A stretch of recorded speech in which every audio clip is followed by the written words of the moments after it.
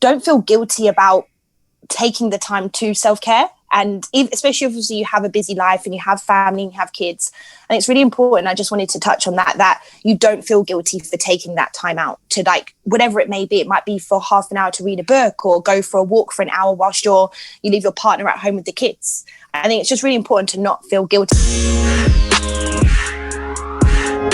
Welcome to the Stronger, Fitter, Happier podcast. I'm your host, Vin, and you are joined by my co-host. Normally, Sadie sits on this side and Nikhil sits on this side if you're watching this, the video version. So, today we are bringing you a special episode, and this special episode is the love episode. As you that was proper like in the mood. Yeah, as you know that it's Valentine's Day coming up in a few days. If we release this podcast episode on time, it will be Valentine's Day this Sunday. So we are getting the ladies and the gents in the mood for some Valentine's loving. I want all the ladies to go and grab your man. Oh my all god, the man that's so cringy. Don't do that. And I want you to listen to this podcast with your love. Why are you putting that accent on? You know how the DJs do it? Yeah, doing so that true. smooth, like nighttime voice. Alright, Nighttime let's DJ voice. let's get serious before people start turning this off. This podcast episode is not about Valentine's Day, but it touches on it anyway. So I have a surprise question for you guys, just an icebreaker for this podcast to make it a bit less light-hearted. What is the most romantic thing you've ever done? Is what I want to know. And the question, because Sadie looks embarrassed, the question I'm going to first is to Sadie. So, Sadie, what is the most romantic thing you've ever done for your lover? Do you know what? It's really bad. Like, now that you've asked me, I don't think I haven't really done anything romantic. That's really bad. You should expect romantic things from Leon. Yeah, like, to be honest, like, I'm not. I don't know. Like, I don't think I've actually. And I know this actually sounds really bad. So after this podcast, I need to fix up. But I don't think I've actually done anything that stands out that's romantic. Is that terrible? No, I wouldn't say it's terrible because he doesn't seem like someone who'd maybe respond very well to a big romantic gesture. But okay, what's one thing you've done then for Valentine's Day or for any day for Leon then? It's maybe prepare him a meal. Bullshit. That's bullshit. You have never cooked a day in your life. No, I have actually prepared a meal for us. Yes, it might just be something easy and ready-made, but I prepared it. What was it? Was it toast? I can't remember. God, you guys are literally picking up my faults here. Yeah, to be fair, like, I don't know. And it's really bad. Like, now that you've asked me the question, I feel like that's really terrible of me. I think you spoil Leon with gifts. I'll back you up because I've seen a few things you've done. So you have taken him to nice restaurants for his birthday. Yeah. You have. I gift him loads with presents. Yes, I think that's the one. I guess the good thing about this. We're jumping into some deep stuff already. Is I like this thing called it's called love languages. I think I spoke about it before. Yes, you have. Yeah, you find out your partner's love language. I don't know what Leon's is. Obviously, he's not my partner.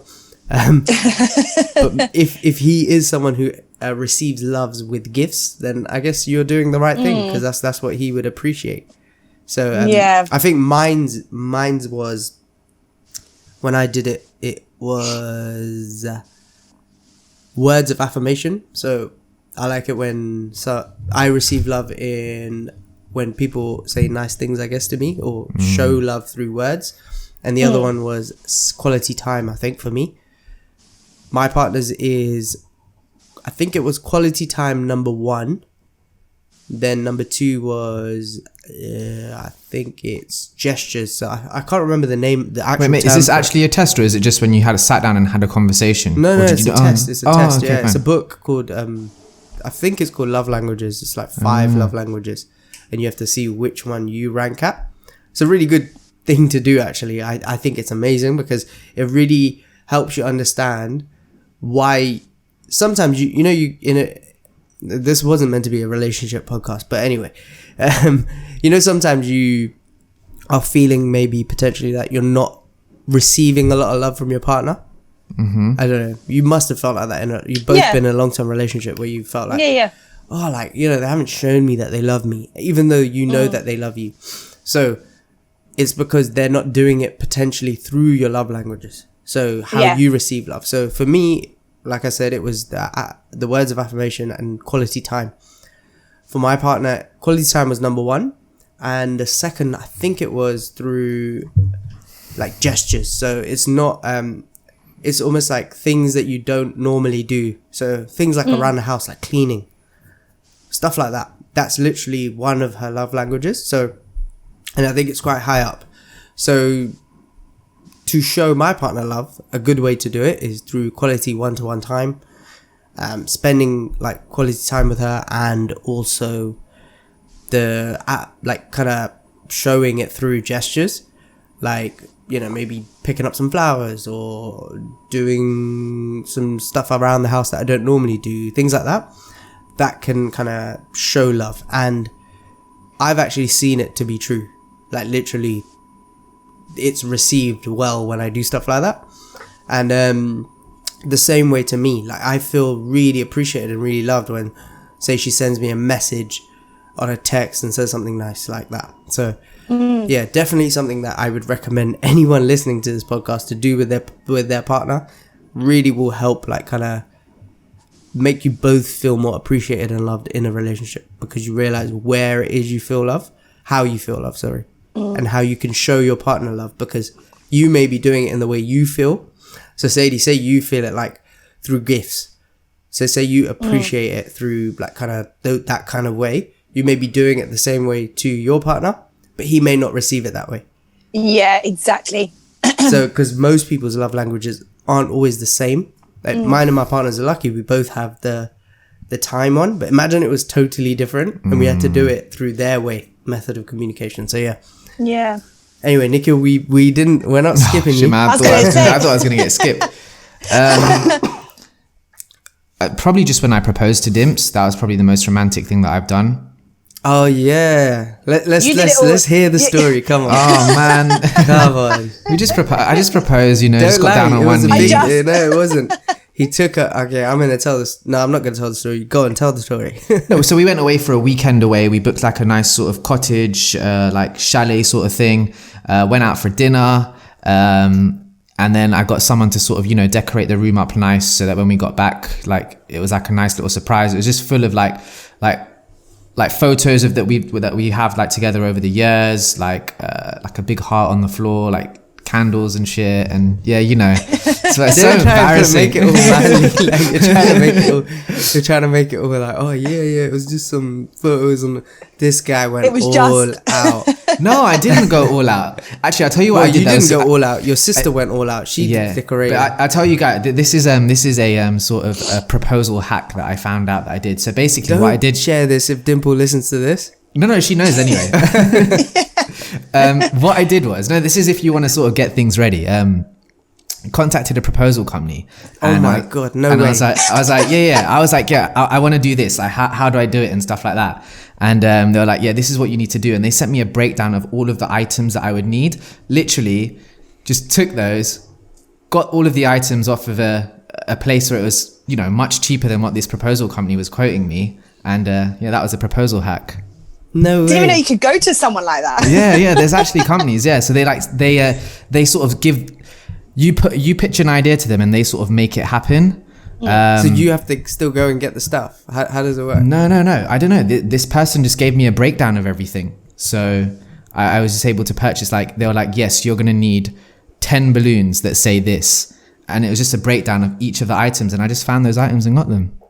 Oh, okay. Yeah. So it's more like a gift list kind of service. Yeah. But I guess the best bit about sort of the proposal was obviously the surprise, but it was quite a funny evening because it was like not how we do things. So it was getting more, I think it was getting more and more obvious, but she was still sort of, surprised. But I don't know, when you've been in a relationship for a long time, I think when you go out to meals and stuff like that, yes, they're special, but you sort of have like a routine to it. It's like, you know, you've been together for a while, so you're going there, bam, you're eating. You're not going to sort of like make small talk with each other to a certain extent. Like if you're going to a Thai restaurant, there's things like me and Dimps, when we go to Thai restaurants, we have like the things that we like and we pretty much stick to them and stuff like that. But obviously I had to long things out because I knew that my sister was there sort of setting up the rooms. I had to have some time, right? So I was like going to the toilet every so often, like really taking my time. There was like a little bit, there was like a little movie. Yeah, there was a little bit of like Thai green curry left, and I was like, I think I want some more rice. I think I want some more rice. And she was like, no, you don't need any more rice. And then I was like in my head, okay, if I order more rice, he's going to come out and it's going to take him ages to bring it.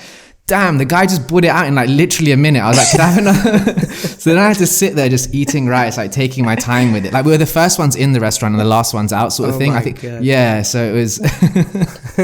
Oh, that's nice though. That's funny.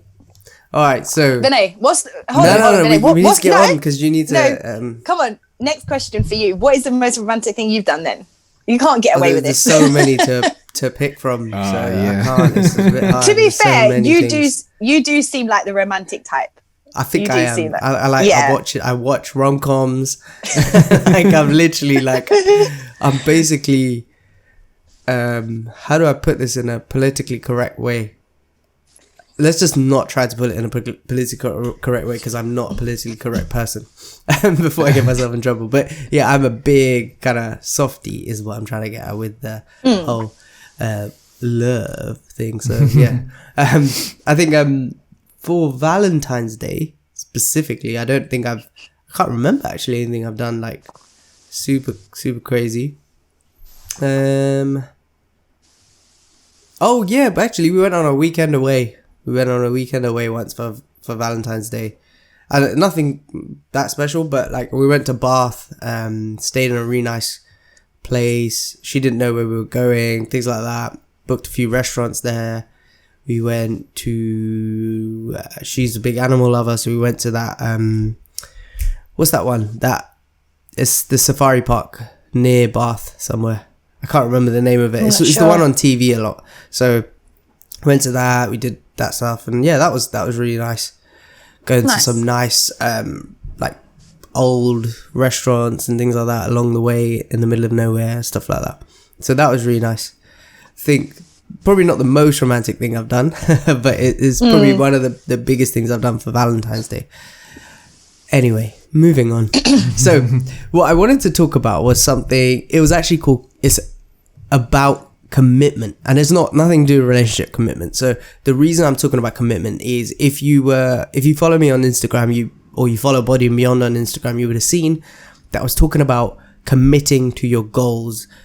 And you could take this as relationship advice if you want, but it's more aimed at like kind of fitness and things like that. So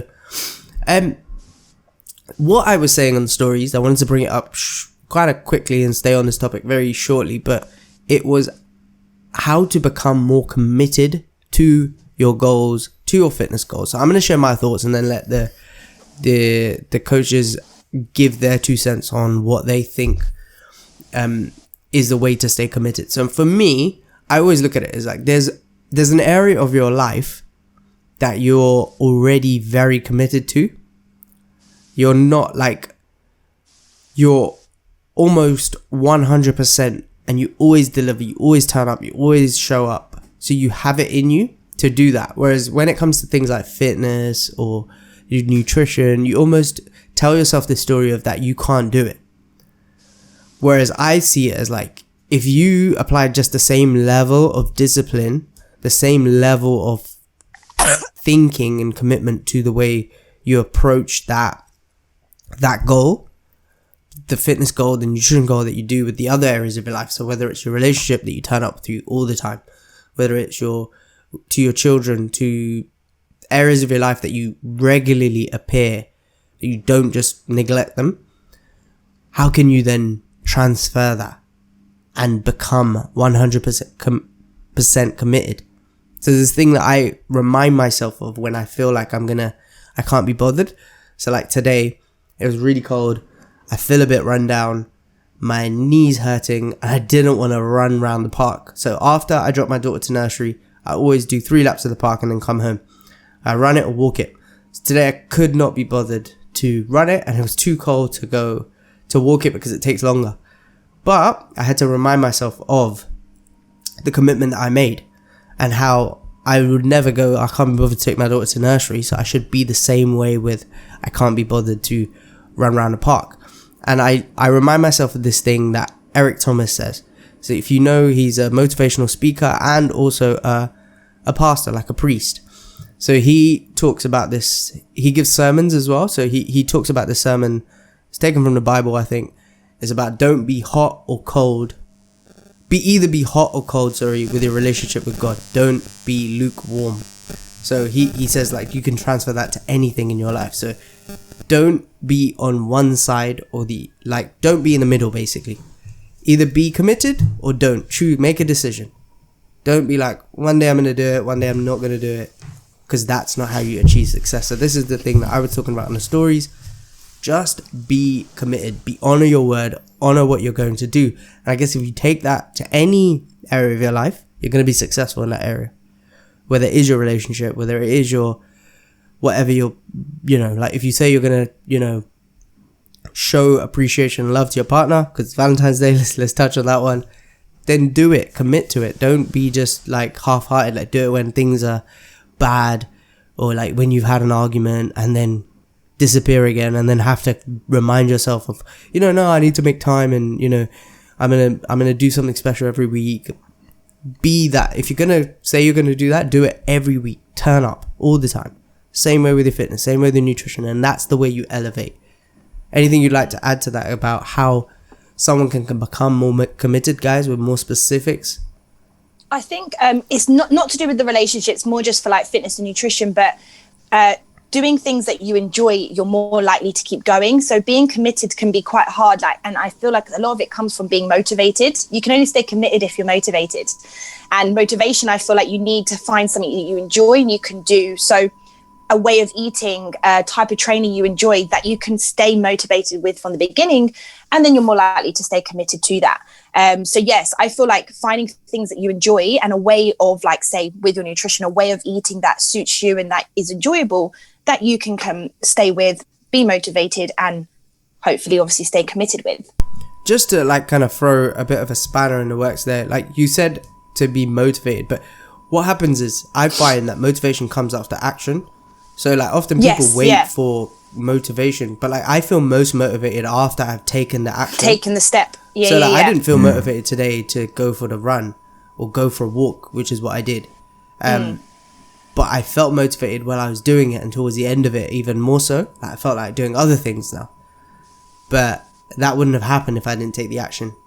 The step in the first place. So how do you become well, I guess you answered that anyway. If it's something you genuinely enjoy, or like that makes you feel good, you can focus on that feeling as opposed to the action that you have to do, and it will help you take action and help you become more motivated. Yeah.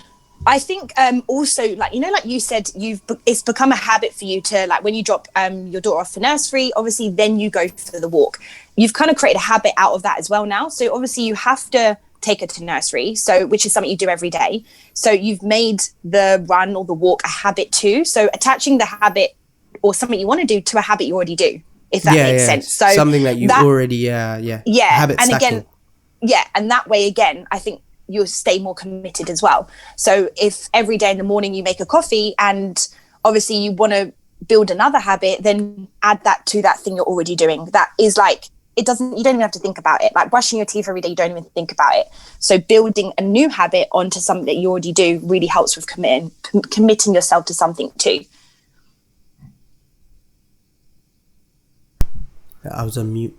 Definitely agree there is what I said. Nikhil, anything you'd like to add to that? Yeah, I think it comes from a level of care as well, right? So like when you're not like, if you're sort of at the moment, you're stressed out at home with sort of homeschooling your kids, you're stressed out because you care about their education. Like you don't just sack off dropping your daughter to nursery because you can't be bothered. It's because you sort of care about her going to nursery and stuff like that. So the same comes for sort of fitness related commitment as well. There has to be a certain level of care behind it and a certain level of want behind it for you to carry it out. I think, as well. So that helps with the commitment and drive. And I guess it's going back to sort of finding out why you're doing things. Like, you're obviously dropping your daughter off to nursery and not sacking off because you want her to be social. You want her to pick up the things like early on in life that will sort of help her later on and things like that. So yeah, having a level of care, having a level of why behind it can be a big driver behind commitment. Yeah, I think I want to stay on what you've just said because it was something that we wanted to pick up later in the podcast, but you've brought it up, so let's just stay on it, is the whole care element. So something I wanted to talk about was also self-confidence, and how we can come to become more self-confident, because again, staying on the whole, I know I was joking around at the start, but the Valentine's themed topic, one way to become, I find, to have a really good relationship is to be what's the word I'm looking for? To be self-confident. If you're confident in yourself, you can then give more of yourself to others, and you can give more of yourself to somebody else. Like, if you can't be self-confident and love yourself, then you can't necessarily give your best to your other half in terms of love and stuff like that. So this is something I wanted to bring up. And the reason why I'm bringing it up now is because Nikhil mentioned self-care. So my take on this is, to be self-confident, I think you have to have some level of self-love. Like, so you have to love yourself, and you have to actually, I don't mean love yourself in the way of like, just, egotistically and just think you're amazing and that sort of thing. I mean, show yourself self-love. So how do you do that? How do you show yourself self-love? I think it's through self-care. So self-love can be almost kind of misunderstood. Like, Nikhil misunderstood it earlier on before we started recording to mean something totally different. I'm only joking, but we were talking about something off camera, just for anyone thinking, what the hell are they on about? And Nikhil jokingly said, I always think of self-love as masturbation. Not that he masturbates. He didn't say it like that. He just meant as in the word. That's the word association he has to it. So I was like, clear that up on the podcast. That's not what we mean. Although, I guess if that's your thing and you want to do that, then that's up to you. But what we were on about was self love in the way of caring for yourself, showing yourself ways that you can appreciate yourself, showing that you're worthy. So improving your self-confidence, you do by improving your self-worth. How do you improve your self-worth? Like, how do you feel worthy? By showing yourself love. And show yourself love in a positive way. So what I mean by that is, some people may see it as like, self-love is, I don't know, binging on some TV at the end of a rough day, which absolutely is. If you need that time out, you need that rest time, absolutely. Self-love, go for it. But if you're someone who also hates yourself because you feel lazy, you may feel kind of unfit, unhealthy, you feel like you don't have time for fitness and things like that, maybe that's not the best way of self-love. Maybe it feels good at that time, but in the long run, it's not going to lead to you feeling more worthy of yourself. It may lead to more negative emotions because you feel like, oh, I'm lazy. Why did I sit down? Why did I binge on snacks? That sort of thing. So what I actually mean by it is self-care. So what is the best form of self-care for yourself at that time? So say you feel a bit tired and you do need some self-care, and that is literally getting an early night, then go for it. Because in the next morning, you're going to feel like better about yourself. You're going to feel like you cared for yourself. You love, you did something good for yourself. You're going to have good feelings. But if it means that, you need to go for a workout and you need to spend some time doing something for yourself, then do that, because it only leads to positive things. It leads to you feeling better about who you are. It leads to positive emotions about yourself. It leads to you feeling like you're worthy. That in turn will lead to self-confidence. And that positive energy that you have within you then is able to give out to the rest of the world. And normally, the people that appreciate it the most are the people that love you, because they're the ones who are closest to you. Nobody enjoys spending time with someone. They do it because, they want to, because they love you, but nobody enjoys spending time with someone who hates themselves because it comes out in the way you are with other people. 100%. You often are angry. You don't like, you're moody, that sort of thing, and come out. Do you guys have any ways, like specifically, someone can start caring for themselves in a way that that would in turn improve their self-confidence and self-worth? I think just kind of touching on what you kind of just said there, Vinay, when you said about if self-care is you training and taking that kind of time for yourself, a lot of the time we get people who feel guilty who have a family and they may have a partner and kids, and they feel guilty for taking time out to work on themselves, to maybe fit in a half an hour training session. So I think when you take that time out for yourself, for self-care, and you train, and like you said, the feeling after, obviously, how much better are you going to feel about yourself? Then you can obviously give that positive, more happier energy to your family. Obviously, they will appreciate it more in the end. So I think don't feel guilty about taking the time to self-care. And especially obviously you have a busy life and you have family and you have kids. And it's really important. I just wanted to touch on that you don't feel guilty for taking that time out to, like, whatever it may be. It might be for half an hour to read a book or go for a walk for an hour whilst you leave your partner at home with the kids. I think it's just really important to not feel guilty. And I know that wasn't really answering your question, but I just wanted to kind of throw that in there. No, I'm actually really glad you brought that up, because I'm going to actually take that as a clip and put it up on Valentine's Day. The person you should be showing yourself love is yourself, because if you don't take time for yourself, you do it, even though you're feeling guilty and then you cause yourself not to do it, you're not going to be the best version of yourself. You're not going to be able to give the people that you are caring about and thinking that, I feel guilty that I'm leaving my kids for like 30 minutes to go do I don't know. Some mums, you joke around about this, but like literally, if there are mums listening to this, they're going to be like, oh, fucking hell, Vinay's hit it with this one. Because like there are mums who literally may not shower that day because they're like, oh, I have to feed my kids, I have to do this, I have to do that, I can't even take time to shower this morning. Yeah. And it's crazy, because you should be able to go, I need to leave them with my husband, or I need to leave them with my partner, or whatever, and just take some time for myself. Or when, like, for example, one way is like when your child is napping, often people who don't have children or like other people will say things like, oh, you should nap when your child naps and take some time to. It doesn't work like that. Like you as a person, like, tell him, regardless of like a mum, but as a dad, if you told me to nap while my daughter naps, I would be like, you're insane. Like, I have work to do. If I don't have work to do, there's so many things in the house that I could be helping with that haven't been done in ages. Like, I would feel so guilty napping.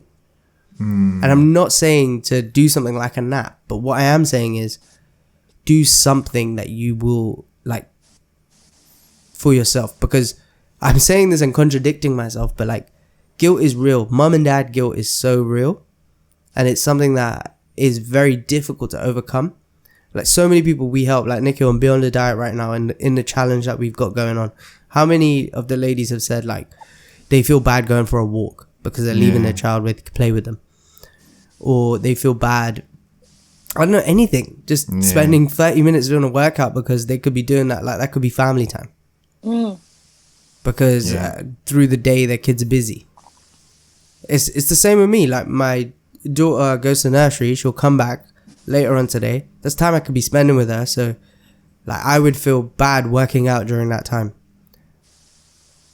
So it's just one of those things that it's hard to overcome, but it's a really important one to do, because you almost resent the people that you're with.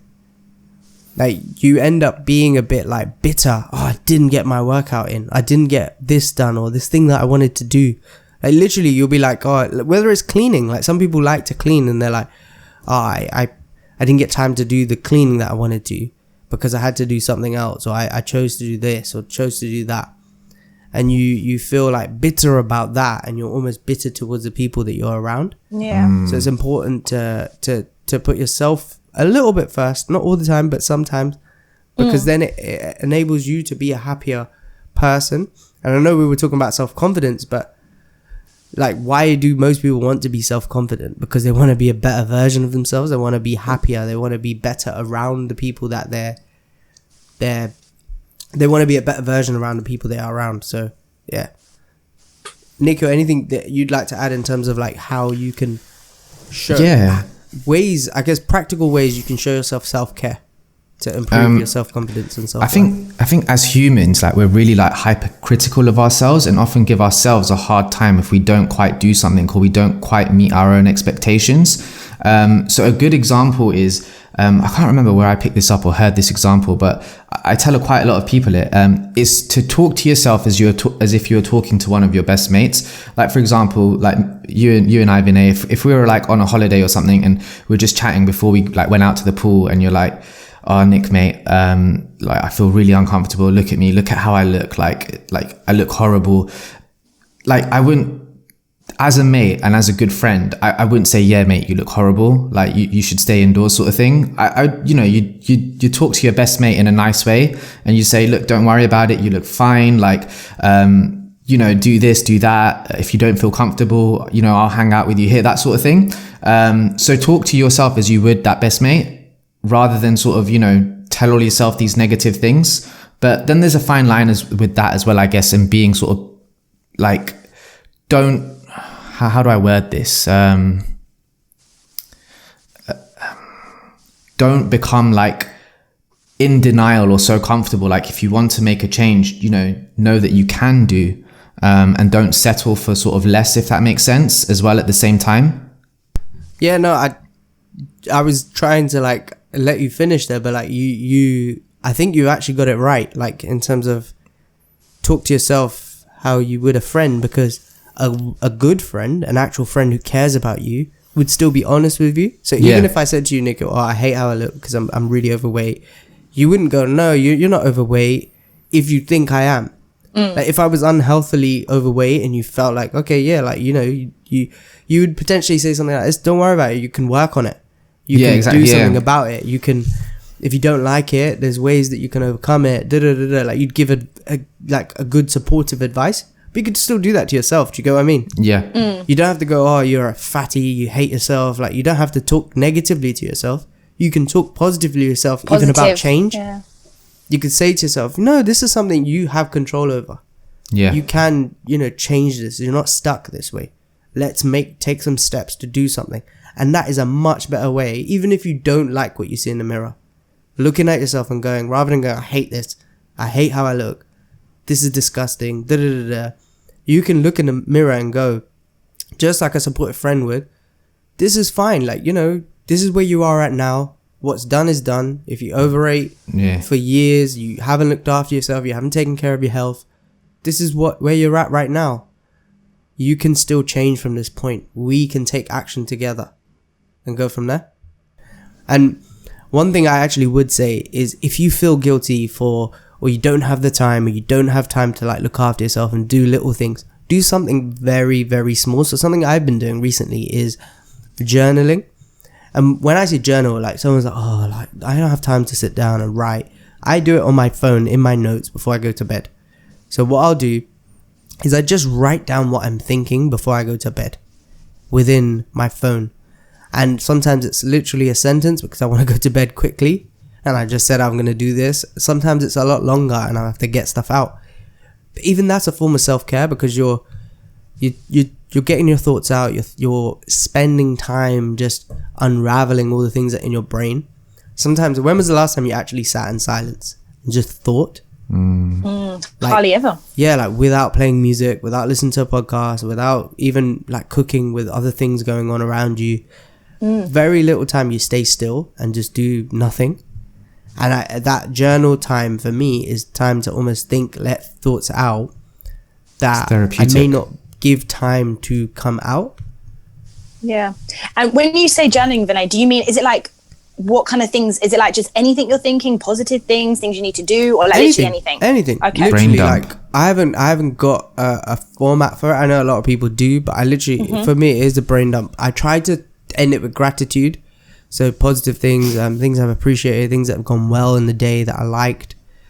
Because what I'm going to do is every month read them so that I'm not making the same mistakes every day almost. Like I can see where I was at on January 1st and find out what my level of thinking was like at that point and then move forward from there. That's a great idea, yeah. So it's like, are you dealing with the same issue again and again? You know, like literally throughout the year, sometimes people don't make much progress with one area of their life. Like, it could be with anything. But if you're writing it down, you're talking about it, you can write steps of the next way you're going to tackle this. Like, what are you going to do next? It's like if I constantly write, I need to spend more time with my family at the end of the day because I spent too much time doing work today.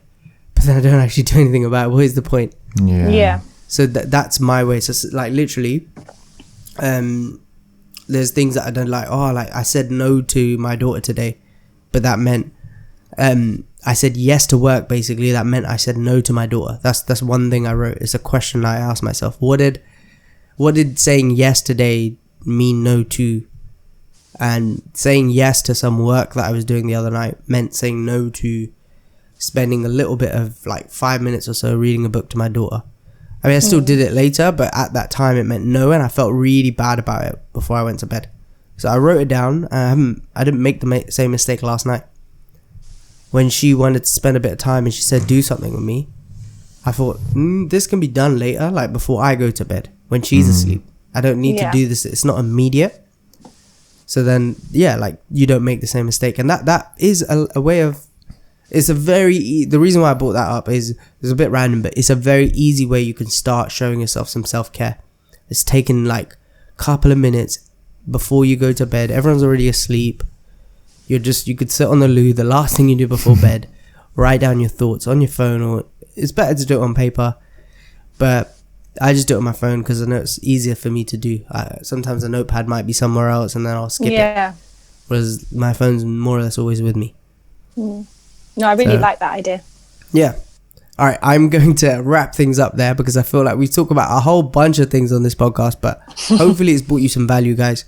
If it has, please let us know wherever you're watching this. So if you're watching the video, comment below, let us know your thoughts. Especially if you got to this point, it means you're someone who listens to the end. We want to hear from you because you're a special person. If you are listening to this on any podcast platform, please leave us a review. It helps us go up in the rankings and more people can find our podcast. Please share this with a friend as well. If this is something that I don't know, maybe share it with the other half, because at the start we spoke about the love languages. If you've never done that before, share this with them. Maybe they may be into doing it with you. I think you could do it for free on the website, but there is a book that as well for it. So yeah, maybe I'll leave some links below to the website. But yeah, guys, I hope you enjoyed that. Catch you on the next episode. Over and out. See ya.